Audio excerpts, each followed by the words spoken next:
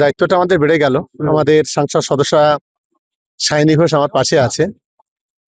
যেভাবে সহযোগিতা করেন, যেভাবে পাশে থাকেন, আমরা মনে করি যে 2024-এ এই ভাঙন নিয়ে অনেক অনেক বড় বড় কথা বলেছিল।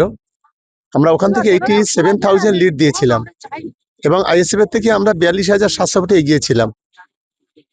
2024-এর থেকে আমাদের এখন বর্তমানে পরিস্থিতি অনেক বেটার। ফলে অভিষেক বন্দ্যোপাধ্যায় যে টার্গেট দিয়েছেন প্রত্যেকটা বিধানসভা 50,000 উপরে জিততে হবে, আমরা অভিষেক বন্দ্যোপাধ্যায়ের সঙ্গে একমত। দাদার আশীর্বাদ থাকলে, দিদির ভালোবাসা থাকলে আমরা ভাঙড় বিধানসভা জিতবো, যেটা 100%। জনতা উন্নয়ন পার্টির জন্য আগামী দিনে তৃণমূলের ভোট ব্যাংক কি কমবে না আবার? সেজন্য জনতা উন্নয়ন পার্টি ওটা কি গো? জনতা উন্নয়ন পার্টি এরা খায় না মাখে, এখন আমি সত্যি এখনো বাবা, বুঝতে পারি লোকে না। জানেই না, আপনারা বলে আগামী বলে দিনে famous করে দেখবেন ও খায় না মাখে, কেউ বুঝতে পারবে না।